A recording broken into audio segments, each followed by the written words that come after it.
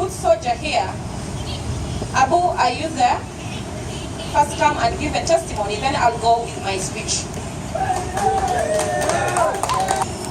Ladies and gentlemen, all protocol observed.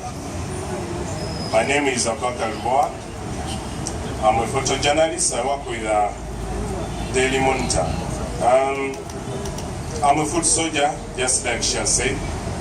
And I once contested for the presidency of UJA.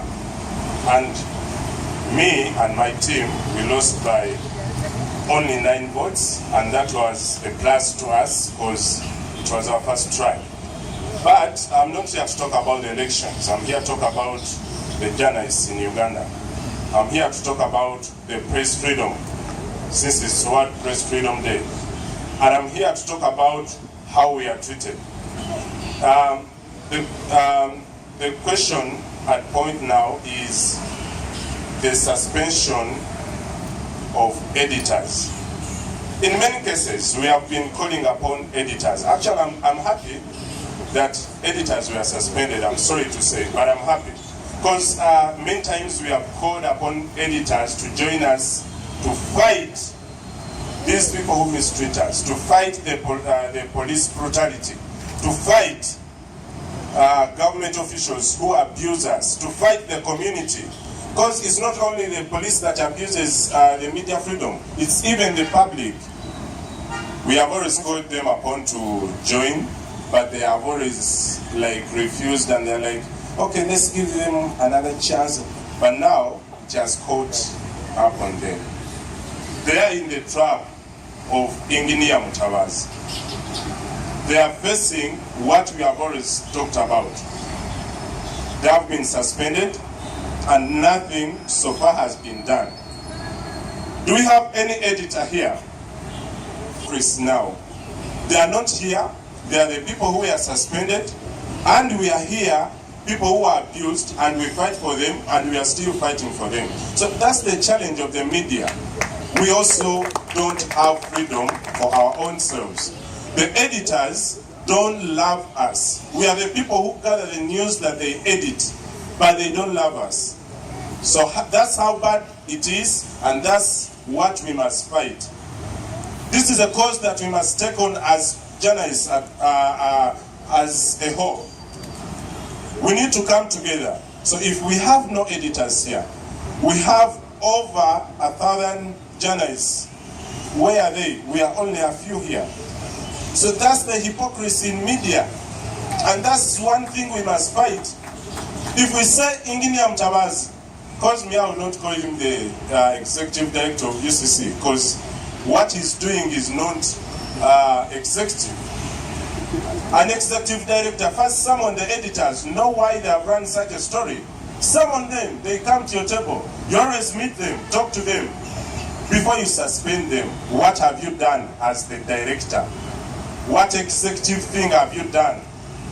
So we are always calling our editors, please come, we fight the injustice.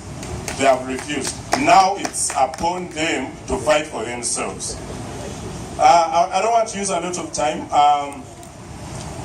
but one message I want to send. We are calling upon Engineer Mutabazi to resign. We are calling upon Engineer Mutabazi to resign. One of the reasons as to why he should resign, and actually the president should start looking into this, appoint a person who has a media background. Appoint a person to be the executive director of UCC who has a media background. Because if you have a media background, there's no way you can do such things. It's in Muwende. We are requesting you, when you go to the cabinet, please advise the president to appoint someone who has a media background. Because it's key to what he's doing. The engineer is good at switching off and on, and that's not our business. Our business is someone who knows how the media should run. I want to thank all of you, the people who have injected in the money. This Freedom Day celebrations comes at a time when various media rights continue to be violated.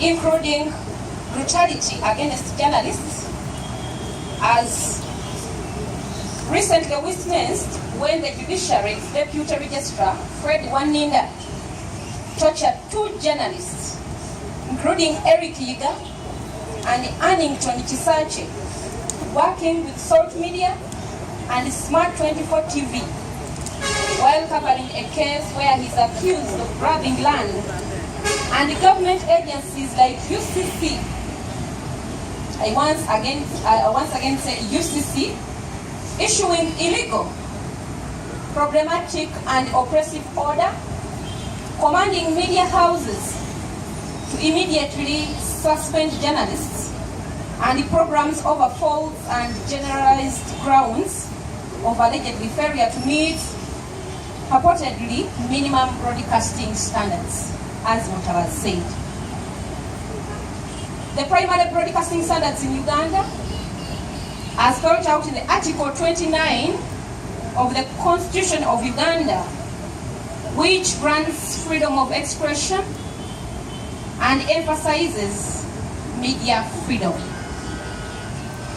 We urge UCC to immediately revoke its illegal and irrational directive. 2, media houses to ignore the obviously unconstitutional and groundless directive. The targeted journalists to remain firm and assured of our unwavering and commitment of their right to work and to practice the profession and freedom of expression.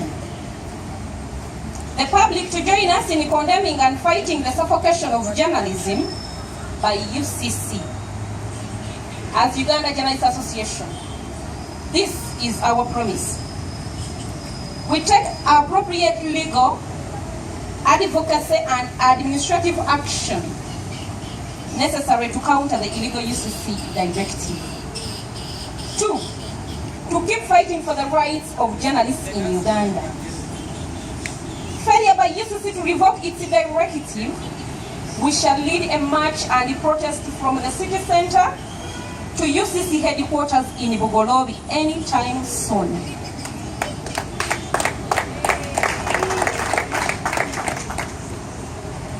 Before I go on, let me first call my lawyer, Eron, our counsel, not my lawyer, our counsel of Uganda Journalists Association, from Eron and Mugisha Advocates. As you have heard, I'm Kiiza Eron of Kiiza and Mugisha Advocates.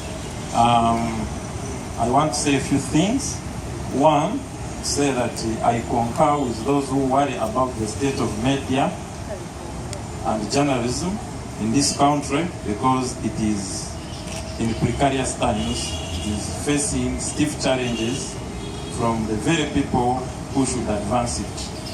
Mutabazi is becoming a poor example of a leader, and if you had power, I think you would get rid of him. I want to support the people who have proposed his resignation. I want to say that the journalists, you need to be unified if you are going to succeed in maintaining this space in which you are operating.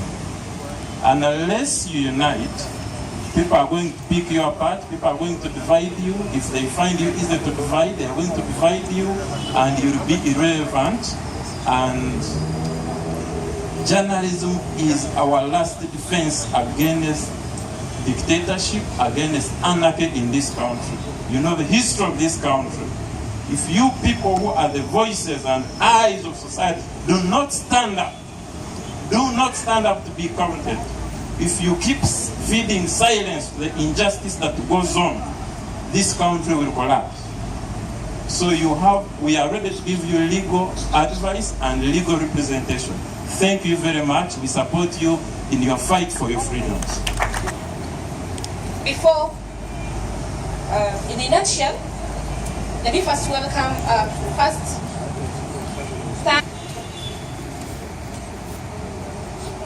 UN Human Rights. Thank you very much for being partners.